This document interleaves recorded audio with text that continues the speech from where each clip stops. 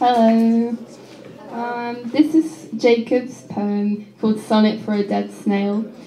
Sometimes I mispronounce words because I read too much and didn't talk enough when I was a child. So I might mispronounce some of Jacob's words, but just ignore it and make it right in your head, it will be fine. So this is called Sonnet for a Dead Snail. I was a child and you were a mollusk. I had seen you climbing up the drain pipe. I found a nail, pushed at hardened callus, pushed deep through your gastropod salite. I watched you splinter, pieces of shell crack, viscous liquid oozed from your laceration. I wondered why I'd just performed that act, that hateful act of depraved compulsion.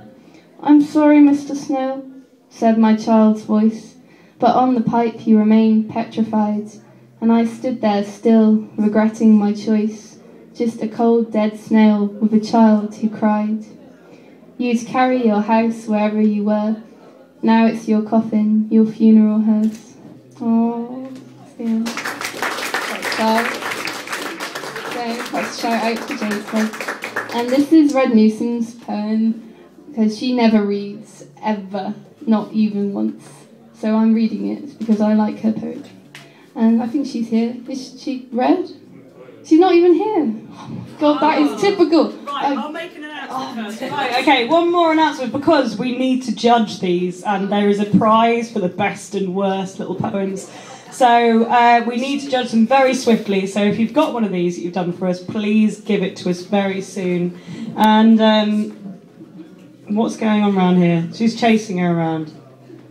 She's gone into the loo to go and find her and everything. Okay, right, well, to be fair, she does never read, so, this is rather important. But yeah, please, I've seen people scribbling on these. Please come and bring them now, if you've got them. Come and bring them, come on. Please, I've seen you scribbling, don't hide them. Yeah, come on, anyone's got one of these? Right, okay, you've been hiding them. Well, if you give them to me after we've judged it and then complain, then the prizes would have gone. And what will happen? Is she there yet? No, but I'll read something else. You read something else and then do Red's one later. Okay, there we go. You can't plan for people being in the loo, can you? Yeah, it's just I've read something for her like 3 different events, and she's always having a cigarette or in the toilet, so she always misses it. So I'll read something else, which I was going to read anyway.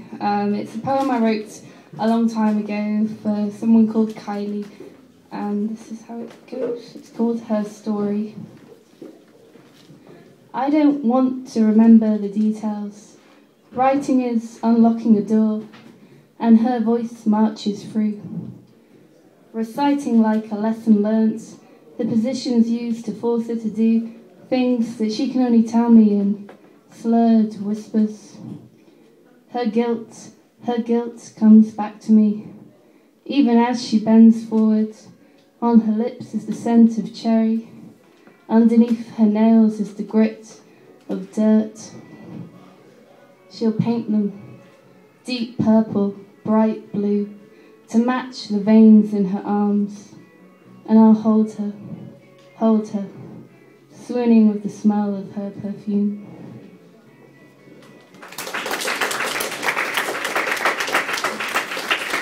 I don't think she's here, so I'll just start it, because it's fine, it's fine. Yeah, it's fine. Okay, it's called Digging Up Flowers, and it's in 3 different sections. I'm just going to read them continuously. So, Digging Up Flowers by Red Newsom. He bought me tulips, their yellow beaks barely open. The days are still dark with idle hearts and busy hands. We get by, typing through the 9 to 5 and meeting later to moan about the day. We pick Indian confectionery, sickly sweet. Your sticky fingers brush my cheek.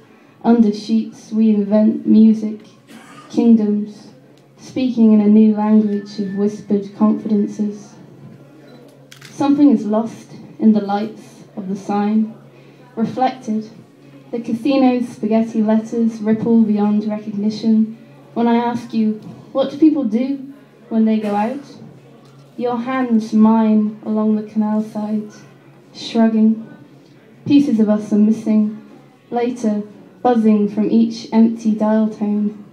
My fingers scrape the screen like a spade, digging silently into the cold ground as if to dig up flowers.